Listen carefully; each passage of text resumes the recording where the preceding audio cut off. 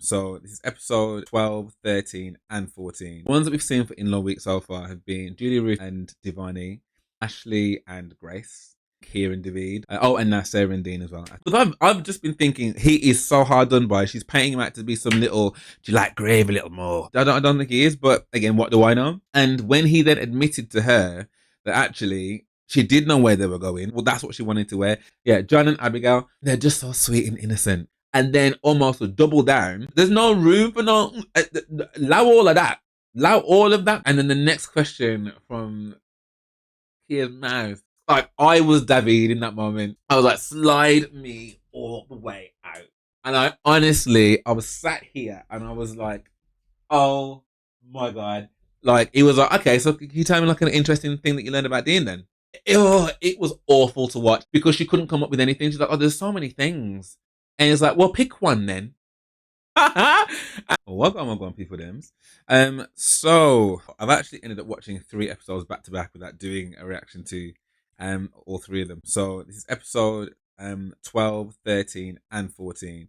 I don't think we're gonna get a 15th one tonight. I don't think we will, but we might do. Okay, so I'm actually gonna do them like just couple by couple instead of usually just go through like each episode. But I can't remember. Can't remember which happened in which in which specific episode. So episode 12, it was the start of in-laws week. So everyone getting to see the kind of their families and stuff and their friends. So the ones that we've seen for in-law week so far have been Julia-Ruth and Divarni, Ashley and Grace, Keye Davide. I don't think we've seen any of the others. And now Sarah and Dean as well after today. So I'm just going to do them couple by couple because I can't remember which order that we did that I saw them in. So Ashley and Grace.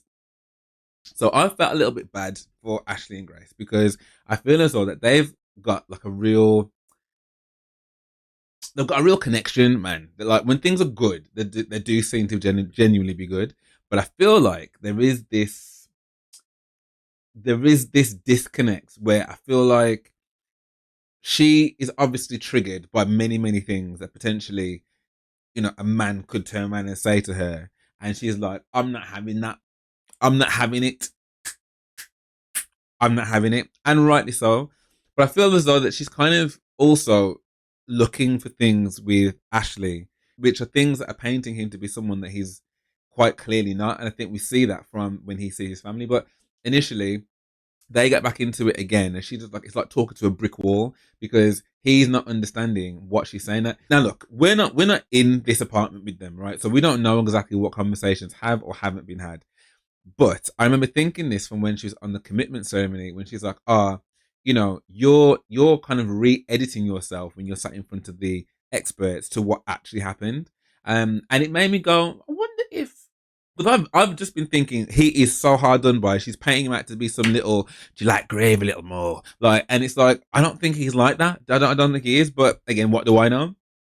And when he then admitted to her that actually she did know where they were going, well, that's what she wanted to wear. Now, on the one hand, I do think if she did know and that's what she chose to wear, after our business, right? That's what she put on. Like, but I also feel like, and this is like guy to guy, if in terms of if that was a relationship that I was in, or if that was a girl to a guy. And look how many times like girls will change the way like a guy dresses, and usually for the better. The glow up is appreciated, but a girl commenting on a guy's appearance, it's almost like, well, okay, if I'm just thinking, we don't know what happened in this scenario, but a girl can often comment on a guy's appearance and almost be the one that's going to be like, I'm going to buy these for you and you're going to wear them, And I guess what I'm trying to say is, if what he's trying to say to her is, oh, this is quite a nice, like, swanky place and stuff, like, do you not think, like, I mean, maybe he didn't have to say dress. Maybe he could have said, do you not think something more formal might be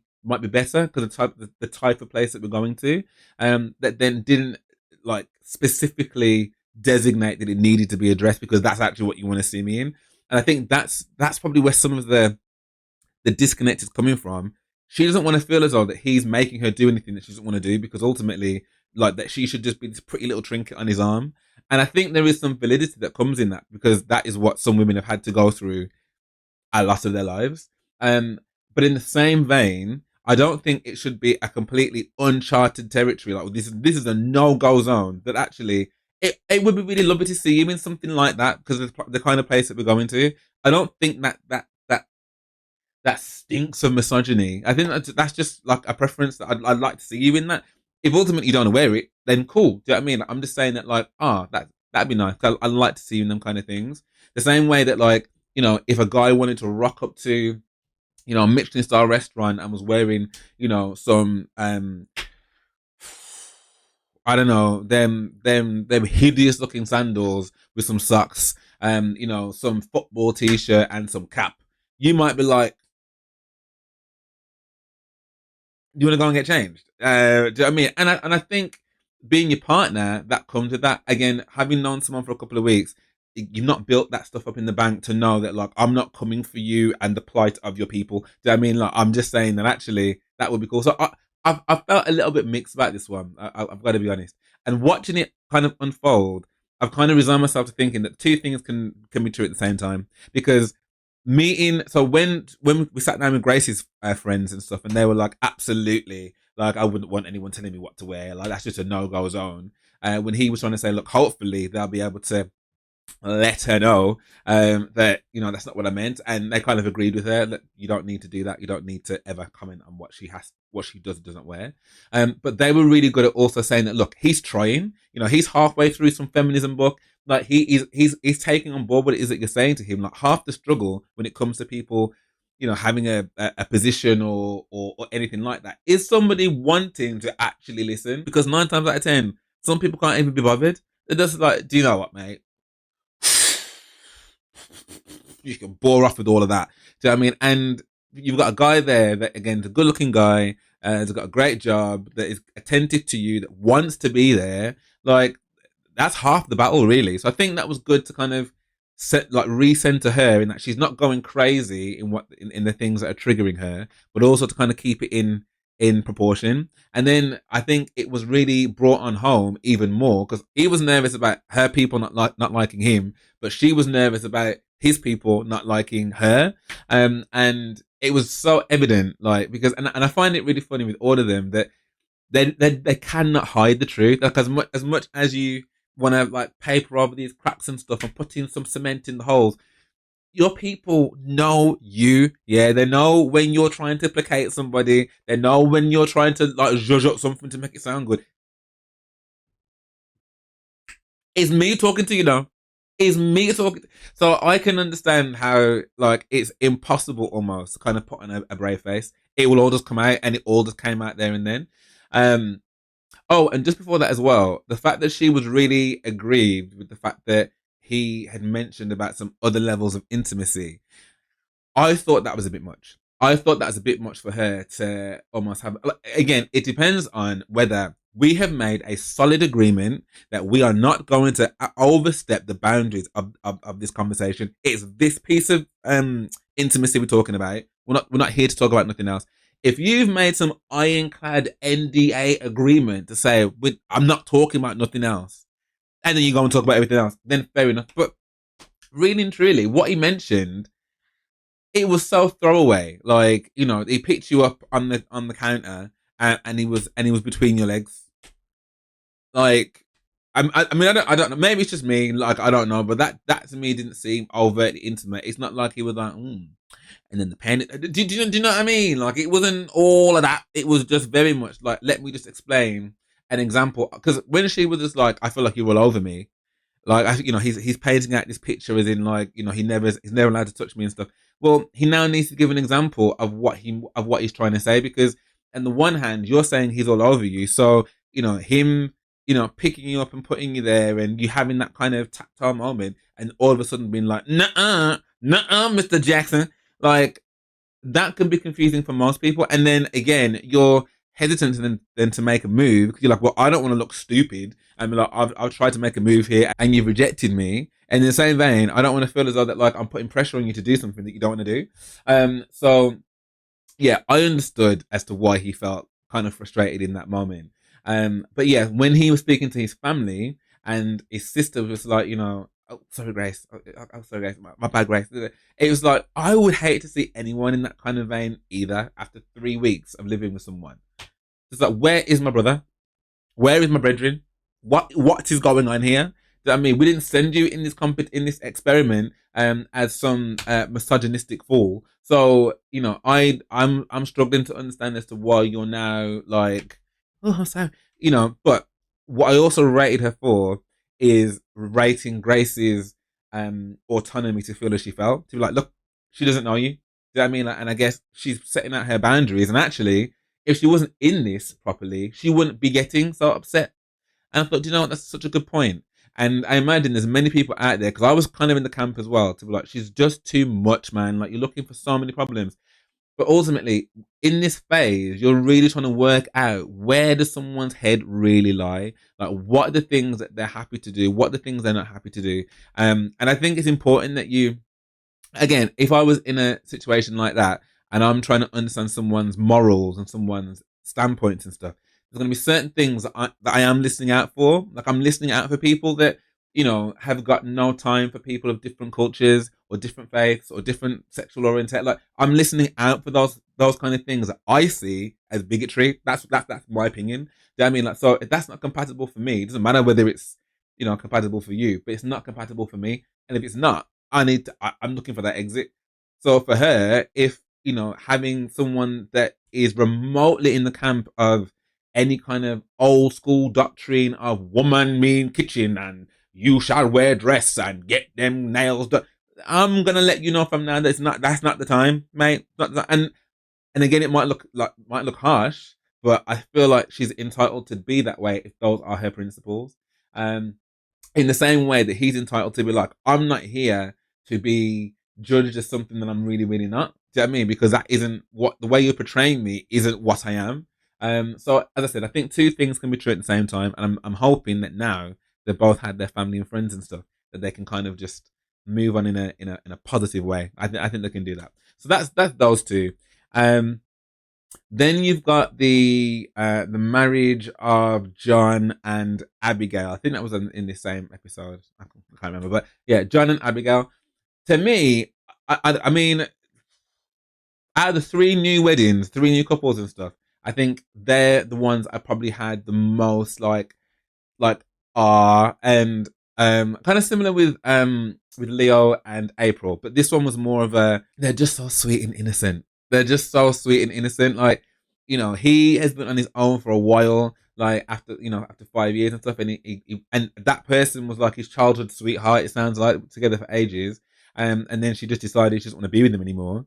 And then you've got Abigail that's been with this, toxic relationship after toxic relationship, and then the last one being someone that was married. I can't stress this enough, yeah, to the people that are there's probably the people that are causing all this toxic harm are probably not the ones that even watching shows like this, but this is the problem, yeah, that people don't see, that when you cheat, when you indulge in your own selfish activities, yeah, when you lie and you're deceitful, like, yeah, okay, it's gonna hurt in the moment. Do you know what I mean? You're gonna feel stupid, you're gonna feel embarrassed. Like, how did I not see the signs of this? Like, I'm meant to be a good judge of character. Da, da, da, da, da, da, da, da. You're gonna have all those things in the moment, but then it's the stuff after that, because then you're bringing in all of this trauma from all this pain that was caused from the previous person, and inflicting that on a new person, whether that's being that you're needy like Nelly, or you're distant like Lee, or that that you're volatile like Steven, or so shut down you don't even know what love is like Paul. Like, you when you choose to hurt someone else, and again, I know it's different in certain scenarios. Like Rebecca, she knew it wasn't right, so she's like, I have to end it.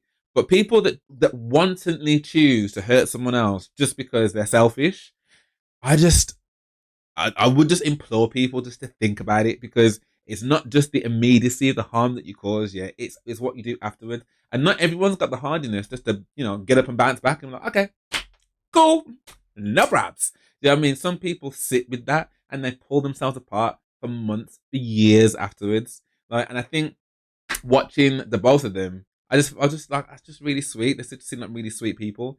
And I love the fact the show's trying to like frame her mom as some like some dragon. You're not passing go. Yeah, you're not passing go. You have to come to jail first and then see if I can let you out on day release. All she's saying is, I don't want some charmer with a nice smile coming in again to upset my picnic. I don't want that.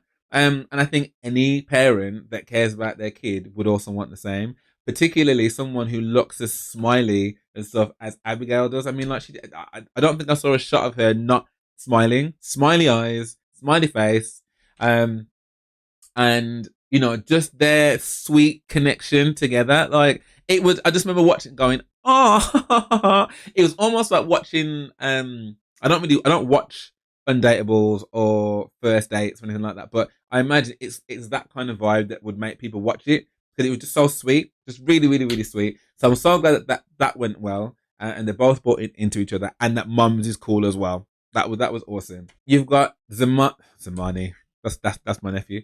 Then you've got Divarni and Julia-Ruth. So yeah, they're gonna meet each other's family and friends and stuff. So she's got her friends who are coming, who knows her better than she knows herself, and then he's got his cousin that's coming to back him. So she goes to meet them first, and I think this was a different. They did this differently, didn't they? Because with everyone else, everyone's met at the same time. So I thought that was a little bit like you are going to kind of have your lines drawn in the sand in that you've had your time with them first and then you got to meet. But I guess it's an experiment, so I guess why not have it the other way around and see? But I feel like her two friends, their face just dropped. And the thing is, again, your people know you better than you know yourself. So the minute she started talking, I knew that they knew. Okay, everyone was excited about the wedding and stuff, and she's saying, "Yeah, the wedding was great." And as soon as she started talking about the camels and the stuff on honeymoon, and then the shouting, both of them like were looking at each other, just being like, "I'm actually worried about her." Because that's not okay. It's not okay at all. You don't want to hear. I'm telling you something. If I heard, yeah, that my cousin has gone on a show with millions of people, and this person that like seemed all loveliness and light, whatever, has whisked her off to some different distant country, and it's just them two together, and he's shouting at her, my cousin, my sister. Like, no, come on. And I'm not even an aggressive person like that. Do you know what I mean? Like, but you're gonna shout up in my and I also appreciate as well that like there are two sides to every story. So when they were like, look, well, I want to hear what he's got to say. Then I want to hear how he's gonna back up the shouting and stuff. Because I said in my last reaction, I don't understand as to why she's still even in it. Like you're not physically attracted to him. Like I mean, she even said that the walk was whack. Like the faces she was making, and they're like, so what's the intimacy like? And she's like, eh.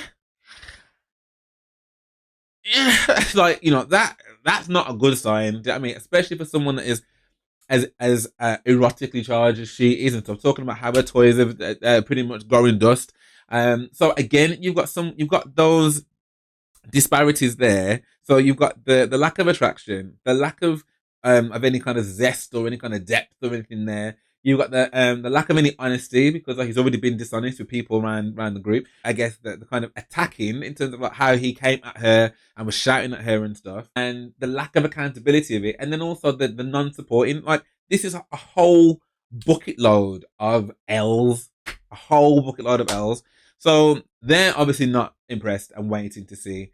Then when she links up with Divarni, the cousin, who I remember from the wedding, and she was all hyped for them. So I can imagine it was a real crash down to earth for her to see him so low and stuff. And even as he was kind of like defining it with her, I still don't think he really he's I feel as though he was doing exactly what he did when he was with the guys and kind of sugarcoating it, like, and not really being as like, yeah, I got in her face and yeah, I was shouting at her and did it. Like, because there's one thing to say that, yeah, I didn't articulate myself very well, but that could be that, the words I used were a little bit like, you know, inappropriate. Like, but there's a difference between that and being like, I was all up in her face shouting at her.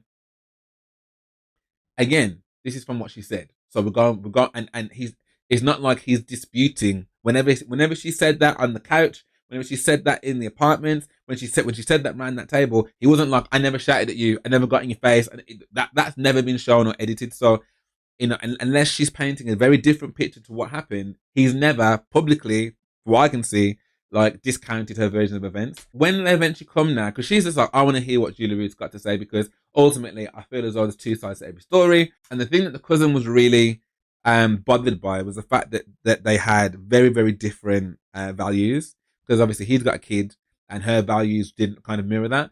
And I was saying the one thing that I will give Divarni is I don't know why he isn't questioning that more.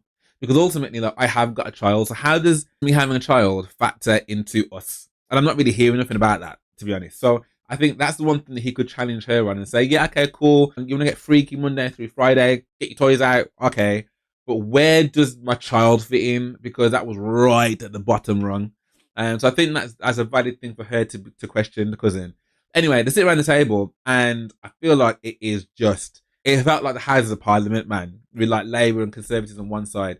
Like, she's giving her account of what happened and stuff, and I can tell by the cousin's face that she's kind of a bit more shocked about Julia-Ruth's account than what Divarni had said. And obviously, Divarni is like, but didn't take accountability for that though.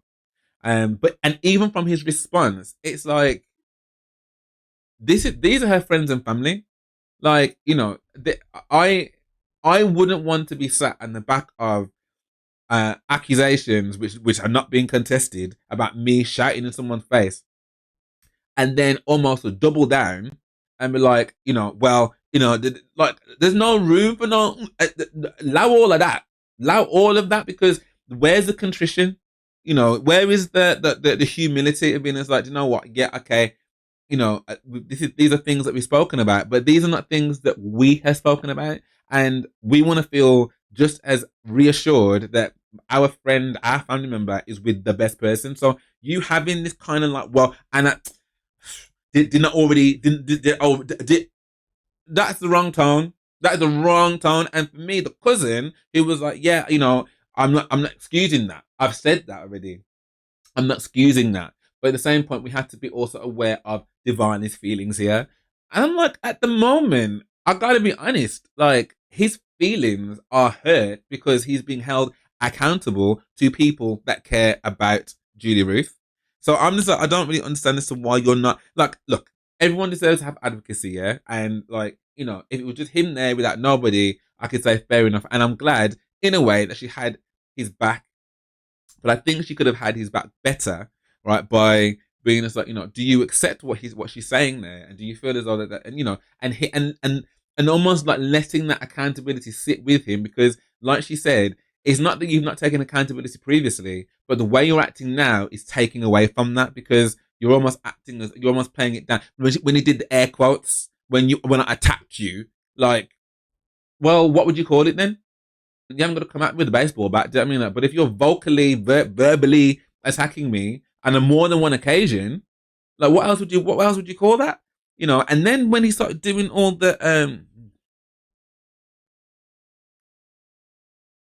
now, again, I don't know whether he's on the spectrum somewhere, so I don't know whether this is like a reaction to a social circumstance that he just cannot handle. I don't know, but without any prime information about what the situation is, I think anybody else would be alarmed by that kind of response. I know I was. I was like, "What is he doing? What is that?" And the cousin's like, "I've never seen him like this." I'm like, okay, he's having an overall response here, which is like, wow. But I also feel as though that, like, my nan used to say this all the time: only bad somebody cry, right? Because usually when you're called out for something that you know is already bad and you've got nowhere else to go, the next thing is to be like, I'm gonna make the drama about me then, because I can't handle having to face the truth of what I've done. So that guilt of what I've done is what's overcoming. I honestly, my mum was like, I felt really bad for him, and I was like, I'm gonna be honest. I was a bit concerned because, like I said, I didn't know what that meant. But in terms of feeling bad for him, like, I really liked Divarni when it first started. Do you know what I mean? Like, but from that honeymoon, I just haven't warmed to him, because I'm just like, I don't understand how you're fixing your mouth to ever shout at anybody that you're like is a baddie.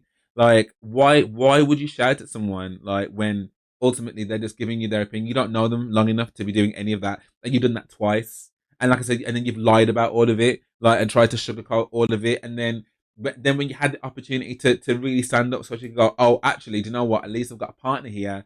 You didn't say nothing, gave no real explanation for it. And now in this environment, you're not doing the most to to really convince her family that actually she's with a good guy. You're still saying you want to move on and move forward, but you're not taking accountability. It was an absolute car crash. Like, and from that alone, I would have been like, done this. So in both camps, I'm hoping that at the next commitment ceremony, they're both like, leave. Because what, unless some miraculous thing happens, that could never be me and my family. Sorry. Could never, ever, ever be. Then the next couple that get married are Leish and Reiss. Um, I don't know. I mean, I don't. I don't even know if there's even any point really even talking about these two because he is not into her, like from the get go, and she is brash and loud and needy. But again, I think the way they've edited it has made it look like she's a lot crazier and out there than she is because throughout the actual wedding process and stuff, I didn't think she was that bad at all. The only thing I thought was a bit incessant was the questions, the amount of questions. I thought Anita was auditioning for the Riddler role, but no, that's Leish. Like, so where do you live? Your box. What was that relationship? How many relationships? Wow, how did the relationship end? You thought about having kids. How many kids do you want? What the kids' names? You know, episode of Friends where Ross is talking about living in Ansdale. He's figured they're gonna have 3 kids, him and Rachel, but he's gonna have to move to that place because that's where the taxes are little bit lower. And she's like, "Okay, take your baby, and this. I need to. Okay, bye." Not everyone's here for the immediate. I've known you for 37 minutes, but let's talk about our whole future download. That not everyone's down for that. And I felt for him. And the friend as well, how she wasn't like, oh, let me just check myself. It's almost like they got so carried away with him and his physical attributes that they just were like, I want to seal off every exit route going now. And I felt for him, man. And considering I wasn't really feeling him in his VT, to be honest. Again, I'm sure they're lovely people to the people that they know. But as you come across on the TV to me, I was just like, oh, you think you're a bit of all right, don't you? You know what I mean? Like very much, rate himself and I don't know, man. I just was like, oh, that's. He reminds me as well of the guy that was in Twilight. Is it Matt Lautner? Matt Lautner, is it? And the guy that played the werewolf guy. He looks like a cross between him and Alan Carr. Like, and now I've seen it. I can't like unsee it. Like every time I look at him, I'm like, that's what you look like. Again, he's a good-looking guy. I don't think he's my kind of guy, but um, and again, it's purely because of that kind of like that he's a bit too self-assured for me. Like I think that a bit more like how John is. Like I think John's a good-looking guy. Like, but he's so almost hum like when Abigail was telling you how nice his eyes were and stuff, and he just rolled off his back. Whereas I think for him, for Reiss, I don't know. But yeah, I mean, he said that he thinks that she's beautiful, but I don't think that he's really feeling it. That the pictures were awkward. They've sandwiched their lips together, and she's like, "Oh my god, passion, where, where?" And then looking at like the preview of the honeymoon, it looks like that doesn't go any better either. So, and then when she was saying to her his sister, "Oh, I'm gonna bang him. Like I know he's your brother and everything, but I'm letting you know I'm gonna bang him." Like, mate, they don't want to hear that. So yeah, was not rating that. Was not rating that. Um, Then it goes to Keye and Davide. So they must have had some kind of argument, like about something about jacket and wearing the jacket or not wearing the jacket or something. And Keye raised his voice, and things were a little bit like weird for a while. Which that happens, and you have an argument, and they've been due. Do you know what I mean? Like as much as everything's hunky dory and great and whatever, like people are still people. Do you know what I mean? Like, and people can have ups and downs, and sometimes I don't need all your peppy happiness. Yeah, like or actually you're a bit too miserable for me today. Come out my spec. Like, that's just, I think is natural. That's just natural. So I was kind of waiting for that to kind of happen. It's kind of cool to see that it has now happened. Not cool, but it just seems a bit more realistic. And how did they bounce back? They bounced back by, having some very awesome intimate moments. And I can't remember the joke that David said. It was something about when in doubt, give a little head or something like that. It was something like that anyway. And I just thought that was really funny. And again, these are adults talking about adult things. So to me, these are not things that people don't do. Like, so realistically, like, it was cool to kind of see them having some fun with it and stuff, and to get back into the whole cooking mode, and that this whole segment, I think, was just so wholesome. I actually I cried a little bit with Joe and Abigail. I'm not gonna lie. I did cry a little bit with Joe and Abigail. And then I cried again with Keye Davide. Like, just, it was just such a wholesome moment, and with his mum there, and her just being so happy and proud, and her worries being completely alleviated, because that's what they want to see in it. They want to know that actually, have these 3 weeks been terrible? Have they been hell? But to see that there was raid, and also David's friend as well, just radiant, absolutely radiant. It was just awesome, and they said they loved each other to each other as well. Not before though, talking about, the mom asked them if they'd been intimate and stuff, and then the next question from Kia's mouth was, "Well, you tell me, mom. When was the last time that you had?"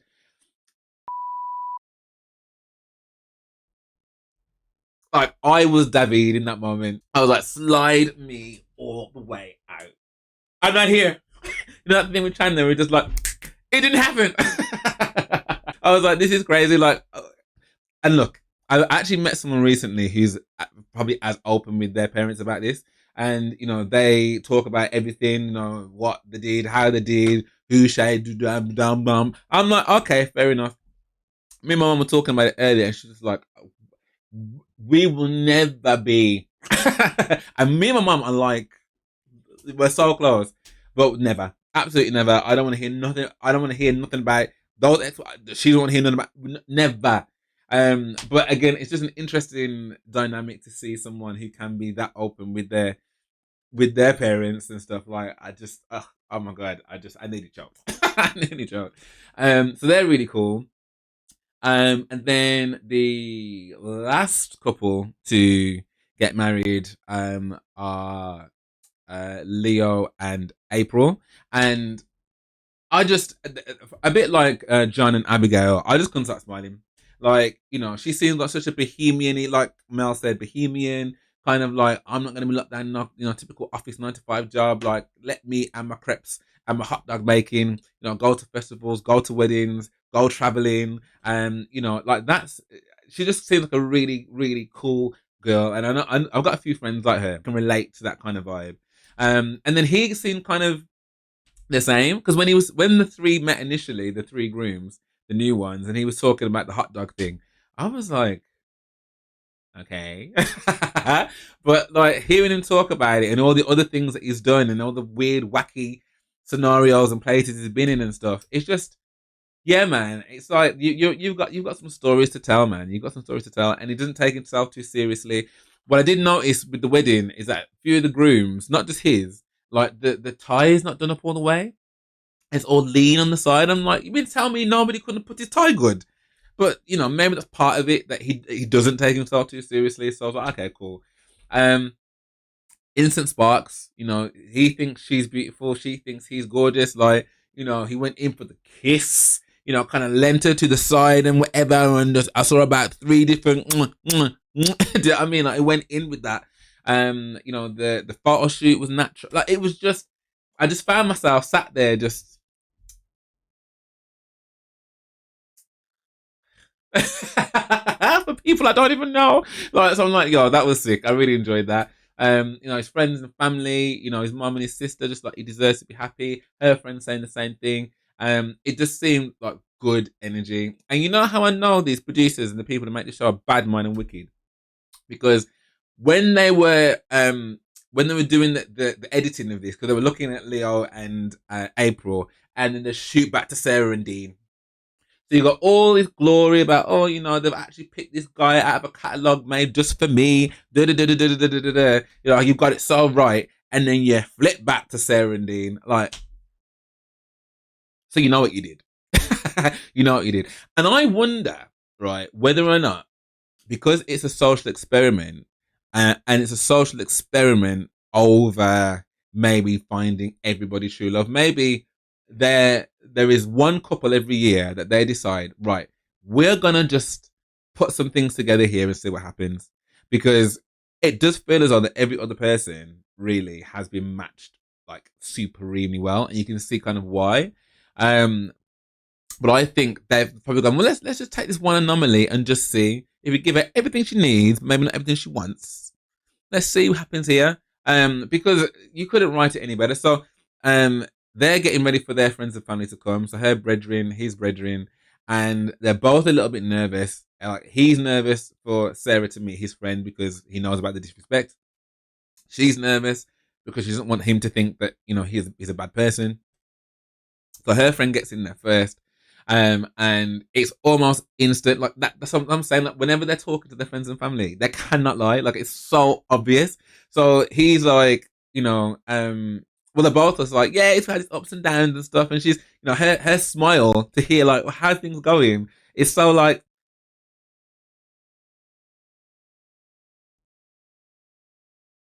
you know what I mean? It's like I'm hoping for more, but you're not giving me much here at the moment. And then his friend comes in, and I love his friend. He's just a typical lad, isn't he? And he's just like, I've known this guy for so long, and I don't want him to be mugged off. And by the way that they're answering certain questions, it's just so obvious it's not being great.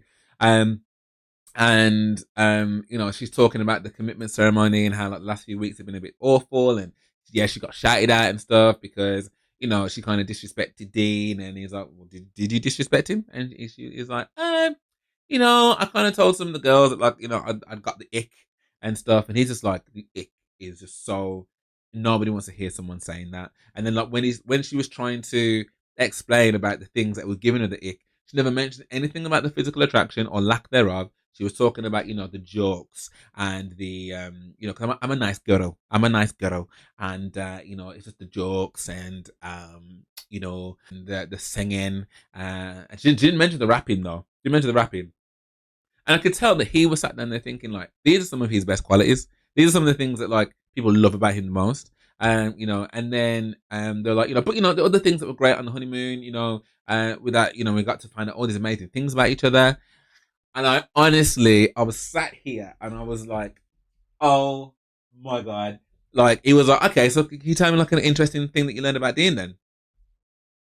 And the thing is, right, in these moments, you can kind of go, oh, they've edited that to make it look really bad. But even if they added like, slow motion or whatever, like, they're still moving. Like, so it's not like, I can't see how they would have edited that anymore unless they've gone, right, really take your time in this question, really dilly dally. I can't see that. It was just like, it was awful to watch. It was one of those office level moments of cringe because she couldn't come up with anything. She's like, oh, there's so many things, and it's like, well, pick one then, because he's just looking at me and like, I'm waiting, and she's like, and then she lands on magic, and like, yeah, because people love, and then her friend was like, yeah, because people love magic. It was just so incredibly cringy. It was awful. And then they continue to talk, and then he's asking more questions about, well, what has the connection been like? And he's like, hasn't really been any intimacy. Like we're not even kissed yet or anything. And obviously before that, she's telling her friend that there hasn't been any intimacy and that there's no spark there. Prior to them all sitting down, she's talking to her friend, and her friend, and she's kind of breaking down and saying that, like, she's so conscious of what she says now and what she does that she feels as though she's not really being herself. And then she breaks down and she's crying. My mum was like, I felt really bad for her in that moment, and I'm like, it's the same feeling that I had in episode 11 where she was on the couch talking about how I feel as though that like I was a big ball of sunshine and I've lost that. But I'm like, but you wrote to stay, and I feel as though at this point, people that stay in situations, because even the friend was like, oh, what spark can grow if in 3 weeks of being in someone's company, day in, day out, like same room, like all of that, and there's nothing that's inspiring you to like, go, let's have a little kiss, let's have a little moment of anything. 3 weeks, lock up with somebody. I'm sorry, like I'm not saying that there is some love stories Hollywood that doesn't happen, but this is not happening for them to. It's not. It is not happening. No one can convince me otherwise. I've said already that I'll eat humble pie if it happens, but I just feel it's not happening. It's not. It's not going to happen. It's not. It isn't. So why are you choosing to have this narrative spoken about you? If you don't want it to be spoken about you, come off the show. Come off the show and stop wasting your time. Stop wasting his time. Stop wasting everyone else's time that's watching. Like, and be true to who you are. Like, you could not pay. I don't care how much I've wanted to be on the show, how many more episodes I want to be in, or I don't know how they get paid. I don't know how it works, but I couldn't physically be in the presence of somebody with the pressure of people being like, you need to try this and you need to try that. And I know that there's nothing about you that I want you to touch me. There's nothing. Because I'm not attracted to you in that way. Like, the most you're getting is my knee bone. That's it. You're not getting nothing else. It's just a waste of time. So my sympathy, but then I really rated the friend of Dean's who was like, bro, so she done said that she wasn't going to disrespect you again, right? And then she disrespects you again by saying that she thinks some other guy's really fit. And she's never said that to you. He's like, I don't want you to get mugged off, mate. And I think there's like a moment that's kind of sunk into Dean's head a little bit to go, I don't think this is actually ever going to happen. And maybe I don't fight for this. So I'm hoping that they both leave. Dean, you're a nice guy, man, but at this point, it's like you love the self abuse. I don't understand it. I don't get it. And she's been made to look at like she, some Cruella de Vil that loves to buy puppies and wear them. Like, if that's not you, and because she keeps going, it's not me, but like you said it.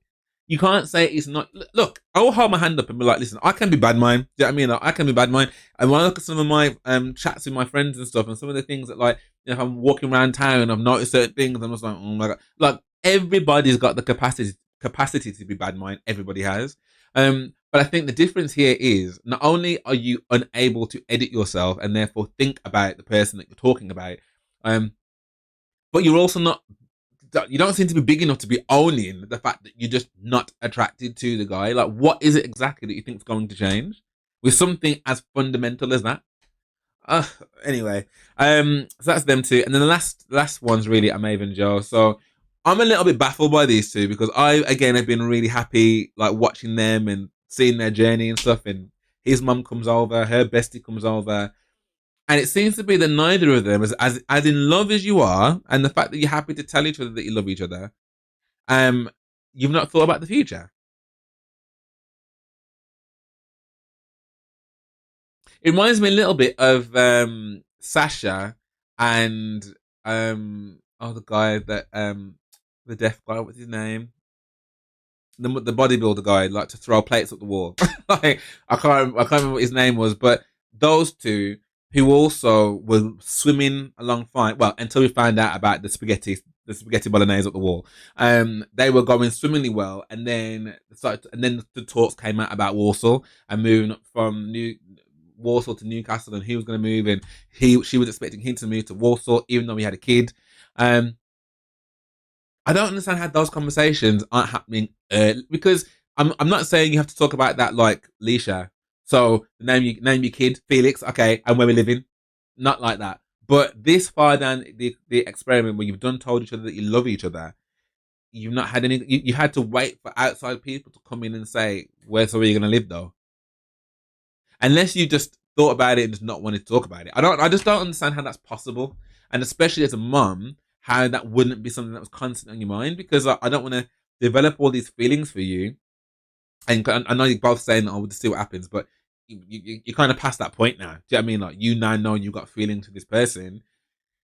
It, I don't know. That just really irks my brain. Like, I don't understand that. So yeah, man. Some good episodes. As I said, the next set of episodes are the honeymoons um for April and Leo, which look like they're going well. For Joe and Abigail, which also look like they're going well. And not so well for Reese and Leish. And then I don't know whether we saw any other. Oh, and then we see the families coming for Nelly and Stephen. I can't wait for that because I mean the fact that he is quite. I mean, I take it, and again accountability, but he's so. Yeah, I said effing idiot and stuff. Then the sister's just like, well, we're not having that, then, are we? Like, we're absolutely not having that. And I don't think it was Rebecca and Bailey's family. Oh, Leah and Lee's family. And then we find out that Leah did say something about her type to Rebecca. So it looks as though that she's lied about something to Lee. And let's be honest, Lee didn't need a reason to be sour face anyway. So you may as well just be like, R.I.P. love. I will pack your suitcase for you. In this instance, do you want help with your suitcase out the door? Because I presume that she's going to be like, I'm out. I wasn't really sure if I was fooling you anyway. Now I found out you lied to me. Pan national TV on top. Deuces. So yeah, I guess we'll see what comes in the next one. But yeah, I honestly, I think this season has been great. And I think again, it's just thrown up some really healthy debate and conversation. I know amongst me and my friends, just about how rigid we are when it comes to things like types, and how in some instances I am completely against being as like they have to fit this mold, but in other instances I feel there are some like non-negotiables which I think some people are, unable to move past. And, some people may call me shallow, but I feel as though that I would be in that camp with Sarah. Like I don't think I would have allowed something to go this far down, where I just know that, yeah, we can get on. We can be friends even. Do you know what I mean? Let's build up a friendship. Let's be friends after this. Besties, cool. But in terms of like intimate lovers where we're rolling around in the sheets and stuff, that's a no for me, because that's just not my bag. And I think that's okay. And I think many people up and down the country, from what I'm seeing, are saying the same thing. It's fine for you not to be attracted to someone, but you don't need to be constantly reminding them how much that you're not attracted to them as a person. That's my thing. Anyway, I hope you guys enjoyed this as well. Let me know what your thoughts are so far. What do you think of the new couples? What do you think of the family reunions? Do you think that Julia-Ruth was fair and treated Divarni well? Do you think the cousin was right to back him? Do you think do you think Reiss and Leish have got a chance? Yeah, let me know what your thoughts are in the comments below. If you did enjoy this, then please do drop me a like and subscribe. That'd be great. Thank you very much. And if you do want access to my reactions before they come to YouTube, then please do head over to my Patreon, which is a great way to help support the channel, and it's a great way to connect with me more as well. But for now, thank you for watching, and I hope to see you on the next. Oh.